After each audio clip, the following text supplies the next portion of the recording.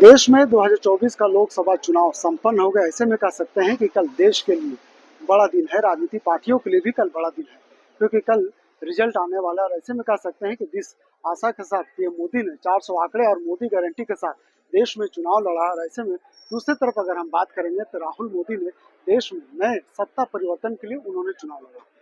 क्या कुछ समीकरण कहेगा ये तो मतगणना की बात ही पता चलेगा, लेकिन जिस तरह से अगर झारखंड की बात करें तो झारखंड में बीजेपी ने क्लीन स्वीप की बात कह रहा है। ऐसे में कह सकते हैं कि हमारे साथ कांग्रेस के प्रदेश प्रवक्ता डॉक्टर हमारे साथ कांग्रेस के प्रवक्ता डॉक्टर तौसीफ मौजूद है। इनसे जुड़ेंगे और सीधे जानने की कोशिश करेंगे कि जिस तरह से बीजेपी ने देश में चुनाव लड़ा, झारखंड में चुनाव लड़ा, और जिस मुद्दे के साथ वो चुनाव लड़ी, और जिस दम के साथ वो कह रही है कि झारखंड के 14 सीट पर क्लीन स्वीप करेंगे, हकीकत क्या है।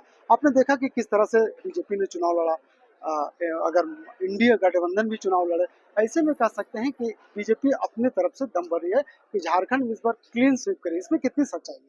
नहीं देखिए, भाजपा कहीं पे भी नज़र नहीं आ रही थी और जब उनके नेता जा रहे थे चुनाव प्रचार के लिए तो वो देखने की चीज़ है। उनके नेताओं की जो सभा होती थी 500, 400, 1000 लोग जमा होते थे और हमारे नेता इंडिया गठबंधन के नेता जो भी प्रचार प्रसार के लिए जाते थे तो भीड़ ही 10,000 से शुरू होती थी। चाहे वो राहुल गांधी और प्रियंका गांधी और मल्लिकार्जुन खड़गे की जो सभाएं हुई उसमें तो पचासों हजार से भी ज़्यादा लाख के करीब भीड़ रही है। वो चाहे वो बसिया का हो, पश्चिमी सिंहभूम में हो, या फिर आप देख लें प्रियंका गांधी का रांची में हो, या फिर गोड्डा में हो।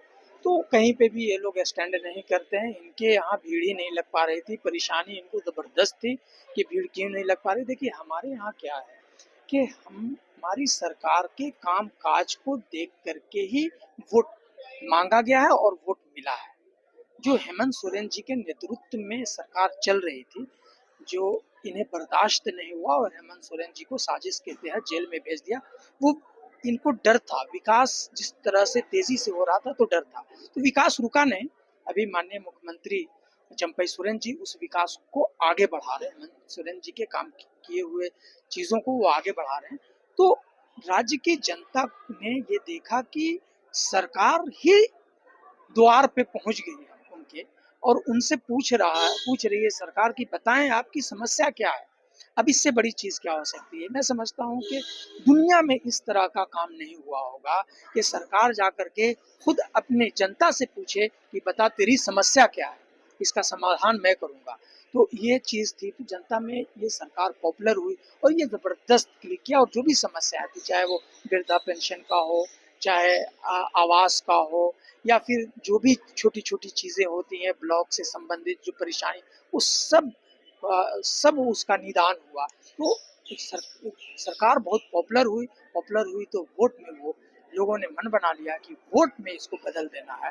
तो इसी वजह से हम लोग दावा करते हैं कि हमने कोई जुमलेबाजी नहीं किया, हमारे नेताओं ने जुमलेबाजी नहीं किया। जो हमने वादा किया था, चाहे वो किसानों का वादा हो या ये क्या जिस तरह से रोजगार बढ़ाने की बात हो, तो इन सब सारी चीजों पे काम बड़े तेजी से हुआ है।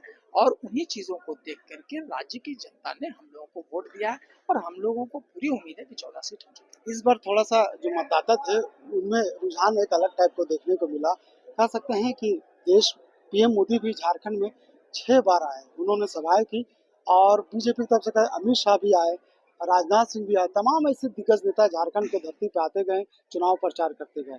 लेकिन कह सकते हैं कि अगर महागठबंधन की तरफ से बात करें तो महागठबंधन में सिर्फ एक दिन देखा गया जब सभी महागठबंधन के नेता उलगुलान रैली में शामिल होते। उसके बाद कमान जो था खुद कल्पना सोरेन संभाल रखे थे। इसे आप कैसे देखते हैं? नहीं ठीक है, कल्पना सोरेन जी जबरदस्त नेता हैं, बहुत अच्छी स्पीकर हैं, और जिस तरह से उन्होंने अपनी बातों को रख करके लोगों का ध्यान अपनी तरफ के खींचा है, और सिर्फ बात करके नहीं काम दिखा करके, तो मैं समझता हूँ कि उनकी बातों का जबरदस्त असर पड़ा है और हम लोग जीत के 14 का 14 सीट जीतने जा रहे हैं। और सब मिल करके हम लोग चुनाव लड़ा है, तो इसमें सभी का एक जबरदस्त योगदान है, कार्यकर्ताओं का, नेताओं का, स्टार कैंपेनर्स का, मैनेजमेंट है ये।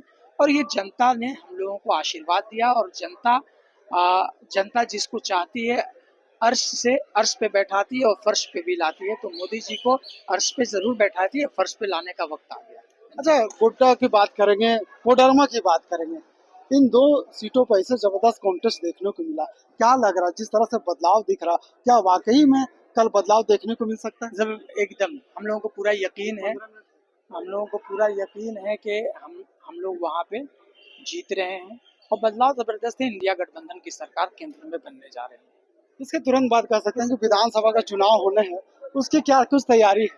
कितना इफेक्ट पड़ेगा ये आपका हम लोग रिजल्ट? तो लगातार आपने देखा होगा कि सड़क पे भी और सदन में भी हम लोग हमेशा सरकार में रह करके ये नहीं कि हम लोग खामोश रहे, हम लोग सड़क पे भी रहे और सदन में भी रहे, बात को उठाया। जो जनता की हित की बात होगी वो तो उठाएंगे। तो हमारे पंचायत से लेकर के बूथ लेवल की कमेटी तैयार है और ये तो रिवीजन हुआ है। अभी जो चुनाव हुआ है रिवाइज हो गया है।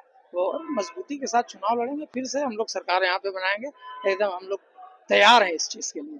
निश्चित तौर पे कह सकते हैं कि जिस तरह से इस बार लोकसभा का चुनाव लड़े गए हैं दोनों पार्टियों की तरफ से, चाहे कांग्रेस की बात करें या बीजेपी की बात करें, तमाम सभी पार्टियां अपने अपने तरीके से चुनाव लड़ी। लेकिन अगर परिणाम की बात करते हैं तो दोनों पार्टियां क्लीन स्वीप की बात कर रहे हैं। एक तरफ जहां बीजेपी कह रही है कि 14 के 14 सीट पर हम चुनाव जीत रहे हैं, तो वहीं दूसरी तरफ कांग्रेस भी 14 सीट जीतने की बात कर रही है। ऐसे में कह सकते हैं कि मतदाता अपने तरफ से उन्होंने मतदान तो कर दिया, कल परिणाम आना है और परिणाम आने के बाद ये पता चल पाएगा कि राज्य में किसकी सबसे ज्यादा सीटें आई। क्या कांग्रेस इस चुनाव में अपनी ताकत को मजबूत करते नजर आए या फिर बीजेपी 2019 का जो उनका परिणाम था उस पर वो काबिज हो पाए। तमाम ऐसी चीजें हैं जो कल के परिणाम के बाद देखने को मिल सकता है। कह सकते हैं कि यह अभी इसके तुरंत बाद झारखंड में विधानसभा चुनाव है और कहीं ना कहीं ये चुनाव विधानसभा चुनाव में काफी इफेक्टेड साबित होगा। और ऐसे में कह सकते हैं कि विधानसभा में भी अगली सरकार किसके बनेगी, दोनों पार्टियां अभी से ही इन चीजों पर मंथन करते हुए नजर आ रही है। अपने सहयोगी रिजवान के साथ मैं नौशाद, कोलाचल संवाद, रांची।